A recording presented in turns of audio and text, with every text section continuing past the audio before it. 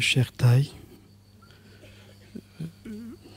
j'aimerais vous poser une question sur un travail que je fais en ce moment.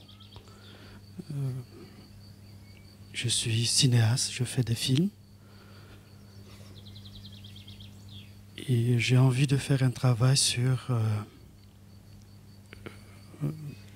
quelqu'un que vous avez nommé comme un enfant de la planète, Obama, mais j'aimerais plutôt faire un film sur son père. Et je suis confus dans le sens que j'aimerais pas que ça soit pris comme quelque chose de la mode. Ma deuxième question qui suit celle-là, c'est que j'aimerais que vous me dites quel peut être le sens unique, s'il y a un sens unique, d'un sujet pareil.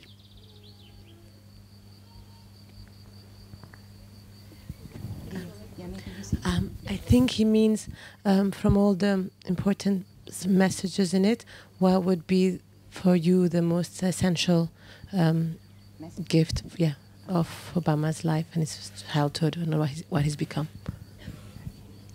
I think it's like to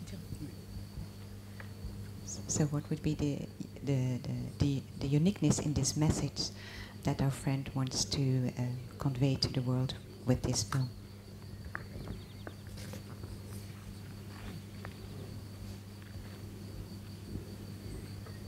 If the film is pleasant to watch,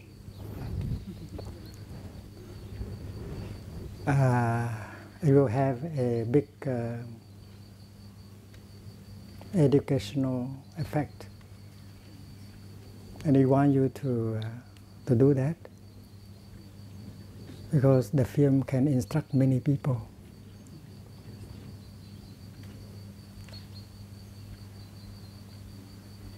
The film can people who watch the film can learn a lot.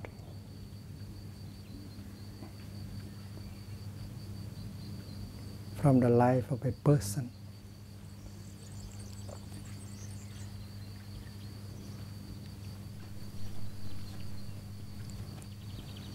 My personal suggestion is that many of us are very pleased to have Obama as the President of the United States of America.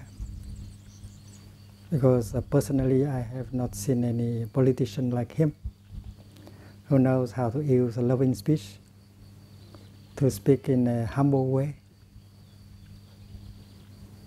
and to present us in many ways. The presence of Obama tells us of another presence. The presence of a group of people who agree with him, who want to support him, and therefore have voted for him. Not only Americans, but also Europeans, Africans, Asians, and so on. So that is very important. Imagine Obama with his intention, good intention, with his view, with his non-violent approach to the problems of international problems, problem of the planet. It's not something that just happened like that, because there must be the kind of seed planting in the past. In the past 40 years, 50 years, there are so many of us who have tried to sow the seed of loving kindness, peace, reconciliation, non-violence, the preservation of the planet. And we have been working ceaselessly to plant these kind of seeds. And sometimes we felt that we were that the work had not brought any kind of result, but the suffering did help. The suffering and the despair came and helped to wake people up and to see that there is another way of handling the situation of America and of the world. And the day of his inauguration in Washington, D.C., almost all Americans were behind Obama. Everyone wanted change. And we felt the hope. We want Obama to succeed. And we have been investing in Obama a lot. Whether we are American or non-Americans, we want to invest in him, and we are afraid that he will not succeed. But in Plum Village, we tell each other that we should be able to do something to help, and not to just sit there and hope. Yeah, we have to organize ourselves. We have to strengthen our Sangha. We have to support the Sangha in America, Obama's own Sangha, because he may not call his group, his team a Sangha, but that is a Sangha. If they are not capable of preserving their compassion, their insight, their determination, they will not be able to help Obama. They will disappoint us. That is why over here in Asia, in Africa, in Australia, we could always do something in order to help, not to just to sit there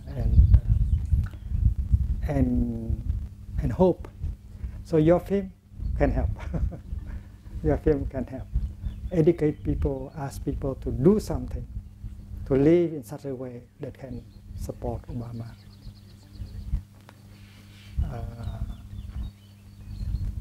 And even if you don't call it a film about Obama, but people will know if you tackle, if you touch the real issue. So, bonne chance.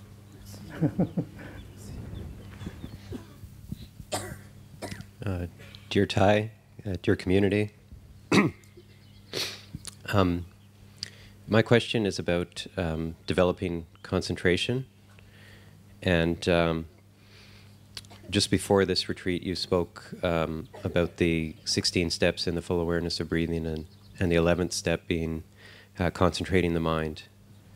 And you said this was the heart of Buddhist meditation, if I remember correctly.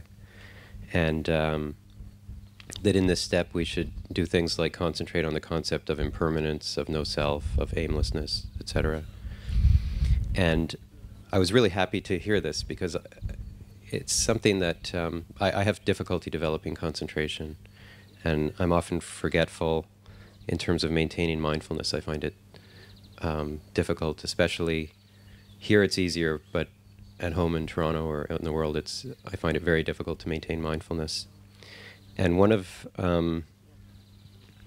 the things I tried last summer was doing a silent sitting retreat of 5 or 10 days, and I've talked to a lot of people about that, and I know a number of lay Dharma teachers and OI find that that's helpful as a complement to this practice. And I'm thinking of doing a longer silent sitting retreat this fall, maybe a 30-day one. And so my question is, I guess, whether this is a useful thing to do in the context of this practice. And for me, I know I have very strong seeds of attainment, a very strong tendency to go towards attainment rather than aimlessness and just being dwelling in the present moment. And I know that being here for a while now, dwelling in the present moment has been my practice, and letting go of questions and attainment, and that's been really wonderful. But On the other hand, I do want to develop concentration, and especially being a layperson and being out in the world where I find it so difficult to practice mindfulness. So I'm wondering, I guess I have two questions. The first is, we normally only sit for about 45 minutes here at the most, and is this something that we should expect to be able to do in that kind of sitting period? And the second question is whether you think it's useful to actually to do these sort of silent sitting retreats in order to develop concentration.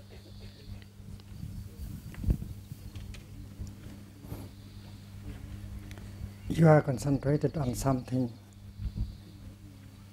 and it's very easy to concentrate if the object of your concentration is interesting,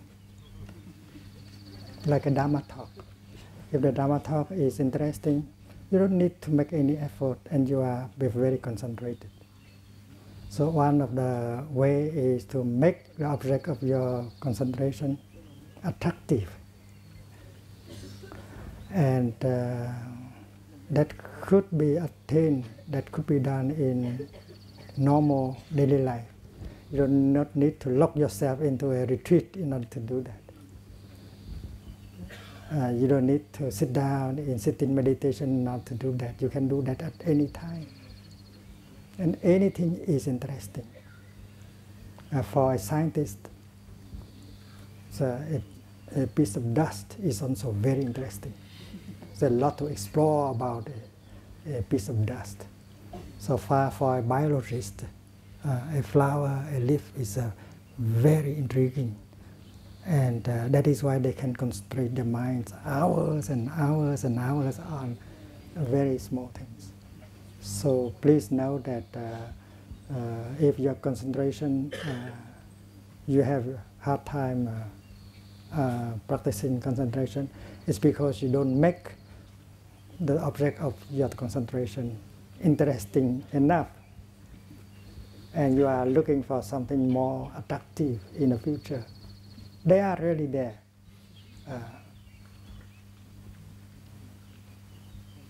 Please try. Thank you.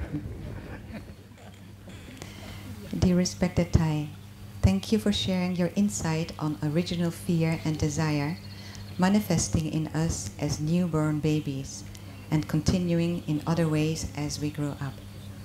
My question is, how does anger manifest in us originally? In the world, there appears to be so much anger, hatred, and violence. Can we understand the roots of anger so as to find a path out of it? And the other question is it possible to feel and act with anger in a healthy and compassionate manner? When you are angry, you are not very lucid. Acting while anger is in you can lead to destruction. So be careful. That does not mean that we have to suppress our anger and fight our anger. When anger is there, we should know how to handle it with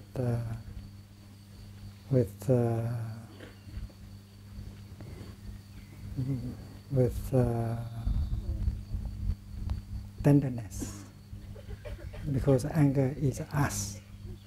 We should not do violence to our anger. Doing violence to our anger is to do violence to us. So mindfulness should be there in order to recognize anger. Mindfulness does not want to suppress, to fight against anger. Mindfulness is there to recognize anger and to embrace anger. One energy embracing another energy, that is the practice. And in order to continue to have the energy of mindfulness, in order to embrace fruitfully the energy of anger, we should continue our practice of mindful breathing, mindful walking. It's like cooking potatoes. In order to get the potatoes cooked, you have to maintain the fire underneath alive for at least 15-20 minutes. The same thing is true with the practice of mindfulness.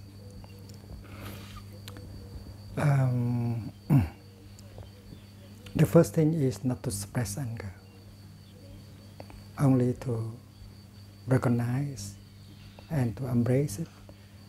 And then if you continue with the practice, you look deeply with concentration into the nature of anger to see where it has come from.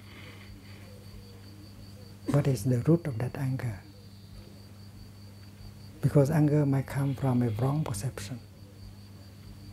Anger might come from a habit energy of responding to events in an unwise way.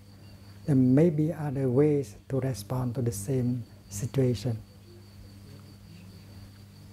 In psychotherapies, there are people who advise us to express anger, to get it out of our system, to practice ventilation of anger. And we are advised to allow our anger to manifest. We try to get it out by doing something like shouting in a place where there is no one, or hitting something that is not a human or a living being. You hit something in rubber, or you hit your pillow. You close yourself in your room and you hit your pillow as hard as possible, and that means you ventilate your anger, you get it out of your system. And there was a time when many psychotherapists advises their client to do so, which is sometimes dangerous. If you get used to that kind of ventilation practice, and then one day you see the person you hate on the street, you might like to ventilate like that way. You might end up in jail. It does not really deal with the problem. It's like you use a good stove, and if there's something that goes wrong with this good stove, you open the window so that the smoke can go out. Some smoke can go out, but if the stove still have that defect, well, the smoke will come out again. So there's no end to ventilation. You have to fix the wood stove. And while you are doing the work of ventilation, expressing your anger, the seed of anger at the base is strengthened. We have learned that anything that has a chance to manifest on the upper level of consciousness, mind consciousness, has a chance to strengthen at the base. Dangerous. That is rehearsing anger, nourishing anger, not getting it out of the system. You get the seed of anger stronger and stronger by practicing that kind of ventilation. It's dangerous. The theory is that while practicing ventilating like that, you allow your anger to become the object of your awareness. You recognize your anger. You can get it out of your system. But we know that while hitting our pillow, we are not really getting in touch with our anger. The teaching and the practice is that you have to get in touch with your anger for your healing.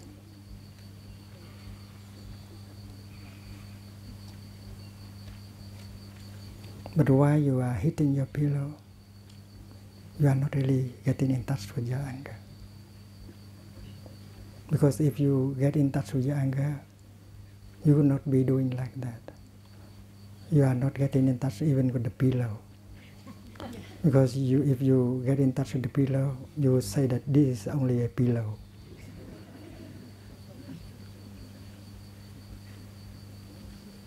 So it does not work. It has brought harm to many people. And that is why the method of expressing anger does not work. On the other hand, the method of suppressing anger is also dangerous. That is why in the Buddhist tradition, we advise not to suppress our anger. We are not advised to express our anger either. But we are advised not to do anything, to say anything when anger is there.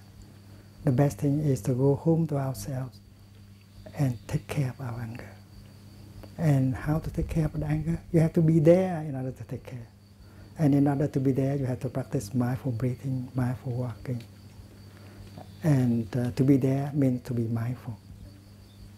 To be mindful, and then you use mindfulness and recognize and embrace and look deeply. Usually when anger manifests, we don't want to do that. We want to confront the person we think that to be the source of our anger. We are interested more in him or in her than in our anger. It's like a person whose house is in fire and doesn't want to try to go home to put down the fire, but who try to run after the person he believed to be the arsonist, the one who burned the house, and allow the house to continue to burn. So the practice here is not to try to run after the person you believe to be the cause of your anger, but to come home to yourself and take care of the burning house in yourself, anger. And the practice is very clear, recognizing, embracing, and looking deeply to see the roots, the real roots of anger. And when insight is born, you'll be free. And there are many things you can do. You can send an email. You can write a note. But to the person you believe to be the cause of your anger. But you do that only while you practice mindful breathing and you take care of your anger. You may like to write 3 sentences. The first sentence is, dear friend, darling, I suffer. And I want you to know that I suffer. You might telephone him or her, but tell him or her calmly that you suffer, and you want him and her or her to know it. The second sentence you say that is, you are doing your best, taking care of your suffering, of your anger, and that would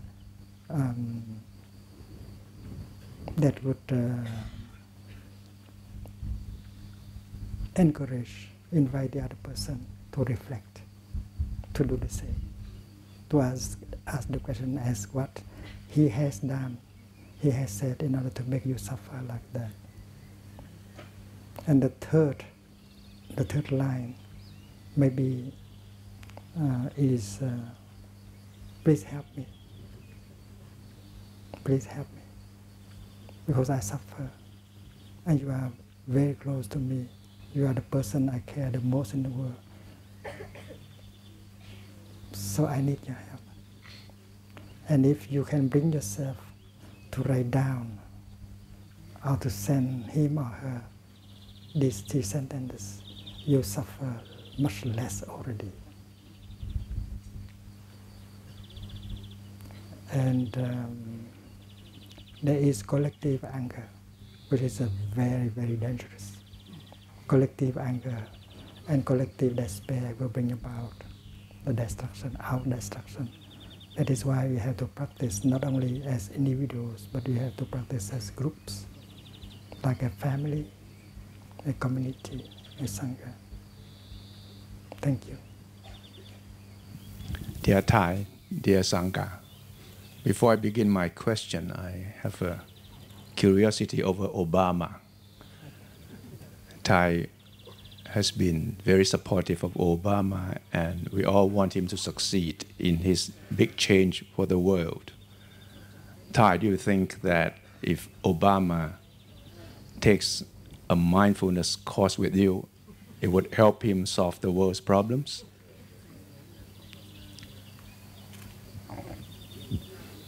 My second question is, as members of the Plum Village Sangha, what can we do to help the Buddhist monks in Burma, Tibetan monks in China, in Tibet, in their struggle for democracy and freedom?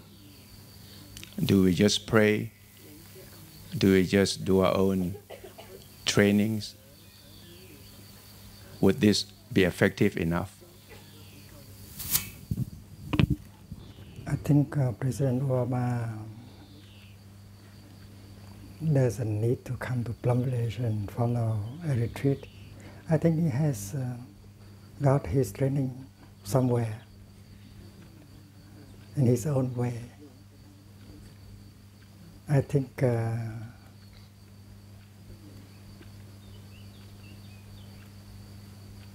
he knows what is mindfulness. He used the word mindfulness during his inauguration speech.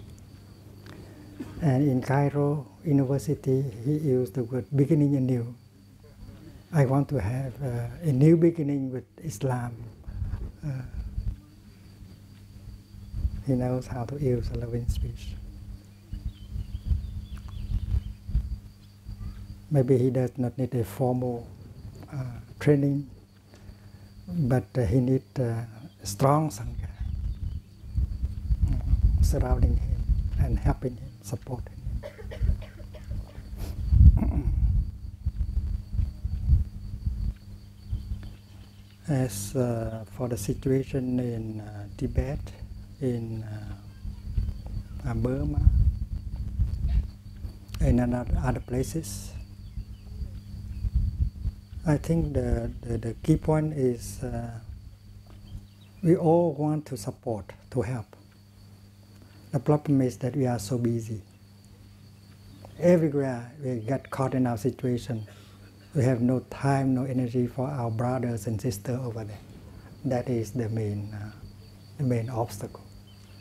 So how to rearrange our lives so that we are less busy in order to have the time to support our brothers and sisters who are caught in a difficult situation. Like the children who die every day because of the lack of food and nutrition. 40,000 of them die every day. This is also a very big concern. Many of us are aware of that. And yet, not many of us can do something in order to help these children. And the reason is that we don't have enough time, even for ourselves and our family. So how can we reach out and help these children who are dying? How to reach out to our brothers who felt left alone in this struggle for democracy and independence and so on. The good intention is there. The willingness to help is there. We don't have the means to help. So we should liberate ourselves from our too busy life. We are running to get what we want. We are so busy. Not because we do not have enough courage or intention. So we have to reorganize our life, individual and collective, in order to be with each other in a more intimate way.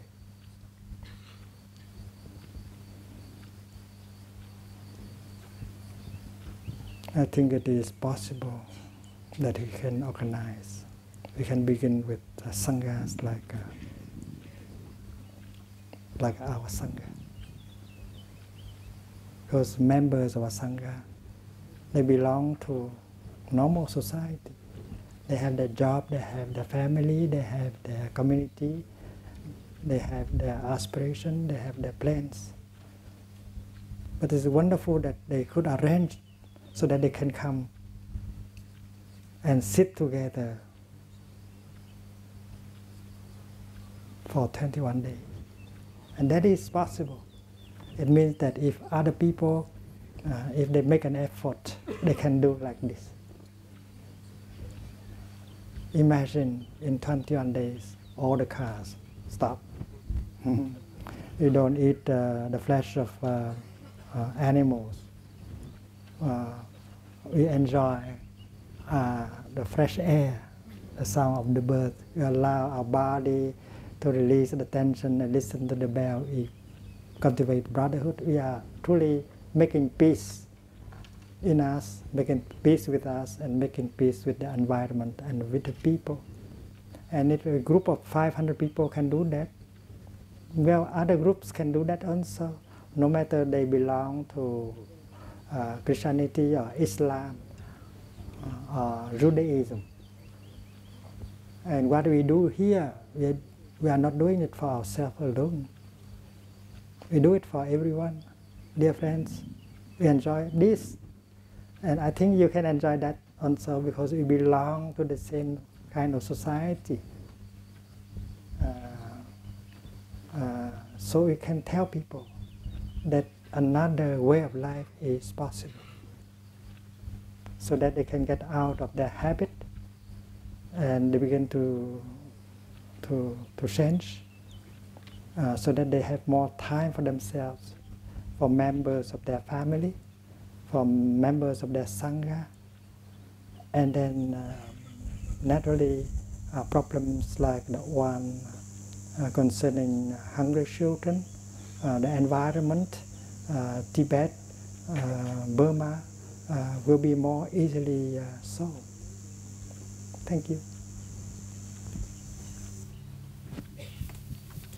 Dear Thai, dear Fourfold Sangha, and dear Four Pine Trees, my dear teacher, my name is Gary, and I bring you greetings from Blue Sky Sangha in Newfoundland, Canada. And our question is, what is the most direct way to realize perfect understanding? Perfect understanding is understanding. It's like a perfect enlightenment is just enlightenment. When you are truly there, you can get a direct perception of what is there, like your body, your breath, your feeling, and the world. And if you are peaceful, if you are not assailed by anger and fear and despair, that is already understanding. And understanding is not something we hope that will happen in the future, but understanding can be a matter of here and now. And perfect understanding is something that is possible with this kind of small, unperfect understanding. Right? Thank you.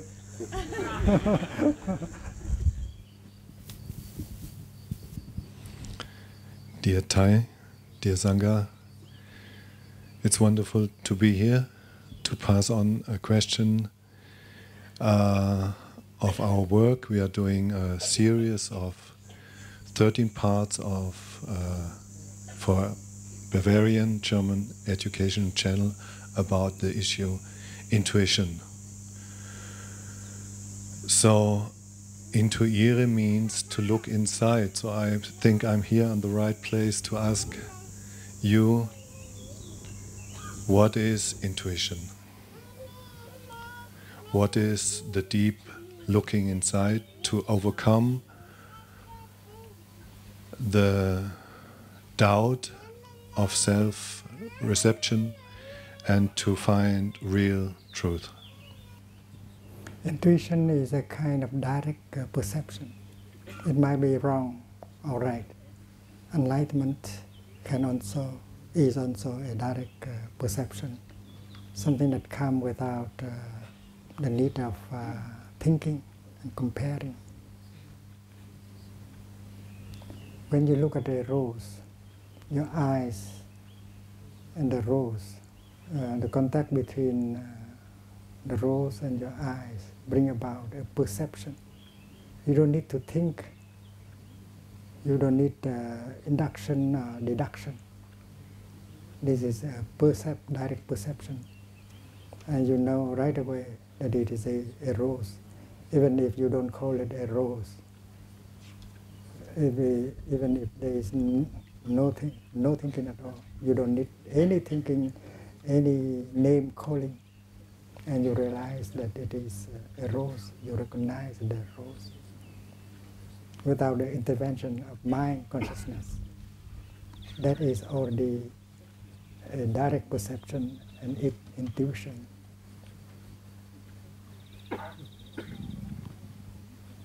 When you see smoke coming, you don't see the fire. And yet you know there is a fire, otherwise there cannot be smoke. And that is not a direct perception. That is inference. That need the thinking, the deduction. And so there are many ways of attaining the truth, whether directly or through the thinking. And both cases can be wrong.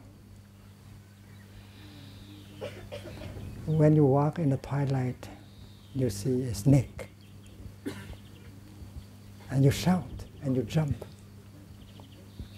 In a case that is a real snake, that is correct perception. But in a case that is only a piece of rope, that is also direct perception, but that is not a right perception. So intuition can be right or wrong. Direct perception can be right or wrong. And the same thing is true with the other kind of perception through deduction, induction. You might think that there is a fire. Otherwise, there cannot be any smoke. But maybe there is no fire at all. There's only an automobile spitting. So it can be wrong. And that is why our perception can be liable to errors. As we speak about Zen Buddhism, enlightenment, satori, we know that the life of a monk, the life of a lay person who practices meditation,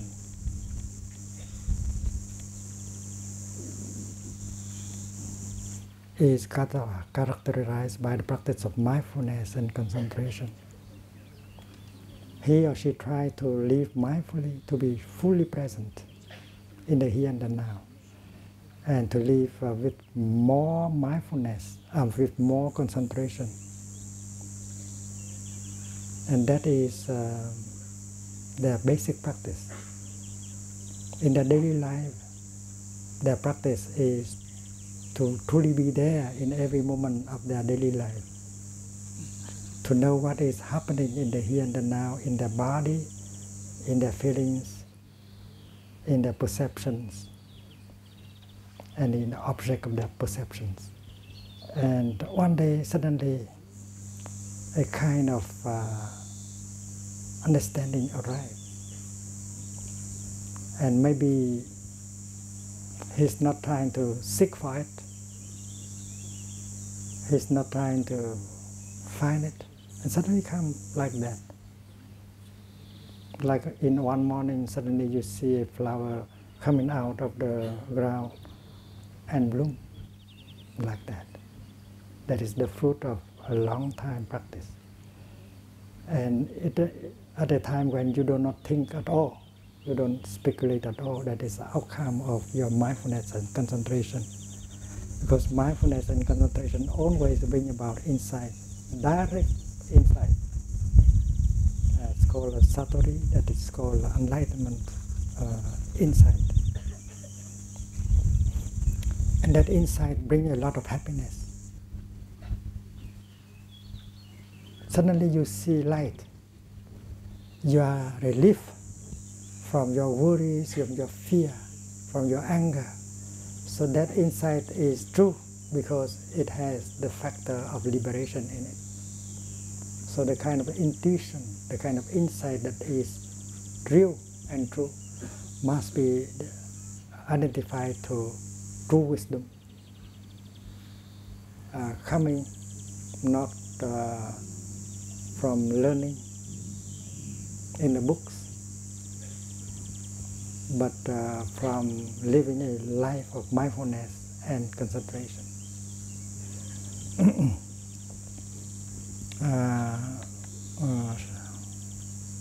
Siddhartha sat many days at the foot of the Bodhi tree, and he was not doing the work of meditation with his mental consciousness alone.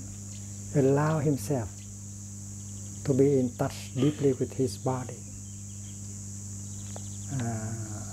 his feelings, his perception. He was observing very closely his body, his feelings, his perceptions. And during the process of practicing, the power of mindfulness and concentration becomes stronger and stronger. And because of that, one day, when the northern star appeared, he got a sudden enlightenment. And that dissipated all the darkness in him.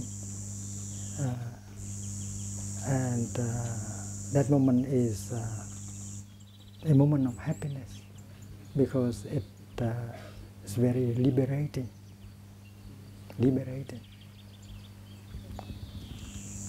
In the Buddhist tradition, we speak of intuition in that light of practice. That true understanding, true insight come only with the practice of mindfulness and concentration. And during the next Dhamma talk, we may speak more about what kind of concentration, because in Buddhism there are many kinds of concentrations, many ways of practicing concentrations in order to prepare for the insight, for the intuition to come. And when insight comes, you just burst out laughing. You think that you have the feeling that it is already in your pocket, but you have ignored for a long time. It's a moment of joy, it's a moment of satisfaction. And the Buddha had one moment like that, and every one of us can have our own moments, and many moments also. Thank you.